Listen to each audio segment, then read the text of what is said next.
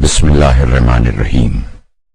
اقامت مستحب ہے کہ انسان کا بدن اقامت کے وقت ساکن ہو۔ مستحب ہے اللہ اکبر کہتے وقت اپنے ہاتھوں کو کانوں کے برابر تک بلند کرے۔ مستحب ہے کہ بدن کو سیدھا، کندھوں کو جھکائے، ہاتھ زانوں پر رکھے، انگلیاں ملی ہوئی ہوں، سجدے کی جگہ پر نگاہ ہو۔ قنوت ہاتھ چہرے کے مقابل بلند کریں، دونوں ہتھیلیاں ملا کر آسمان کی طرف رکھیں، انگوٹھے کے علاوہ انگلیاں بھی ملی ہوئی ہوں، نظریں ہاتھوں کی ہتھیلیوں پر ہوں گی۔ مستحب ہے رکوع میں جانے سے پہلے سیدھا کھڑا ہو کر تکبیر کہے اور رکوع میں گھٹنے پیچھے کی طرف کرے، پشت سیدھی کرے، گردن لمبی کرے، اسے پشت کے برابر کرے، دونوں قدموں کے درمیان نگاہ کرے۔ عورت کے لیے مستحب ہے عورتیں رکوع میں ہاتھ گھٹنوں سے اوپر رکھیں اور گھٹنے پیچھے کی طرف نہ کریں۔ احتیاط واجب ہے کہ رکوع میں 3 مرتبہ سبحان اللہ یا 1 مرتبہ سبحان ربی العظیم و بحمدہ سے کم ذکر نہ ہو۔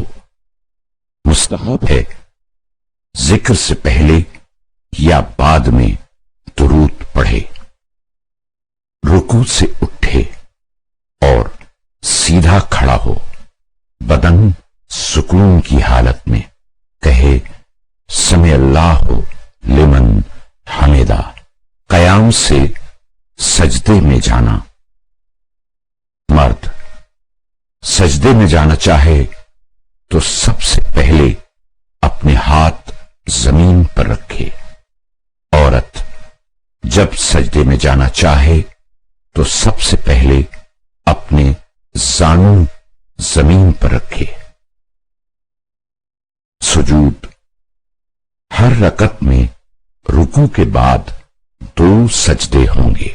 سجدہ یہ ہے کہ پیشانی، دونوں ہتھیلیاں گھٹنوں کے سرے اور پاؤں کے دونوں انگوٹھوں کے سرے زمین پر رکھے۔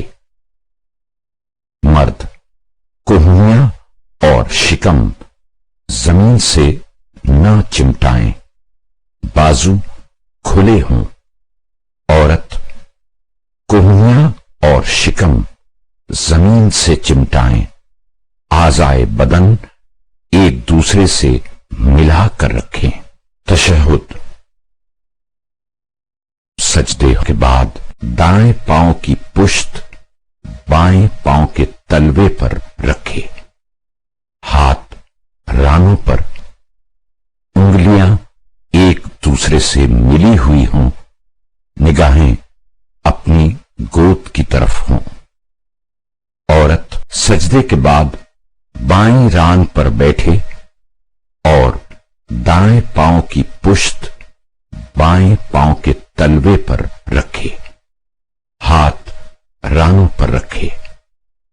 جب بیٹھ جائے اور اس کا بدن ساکن ہو جائے تو تکبیر کہے، اس کے بعد استغفر اللہ ربی و اتوب الیہ پڑھے۔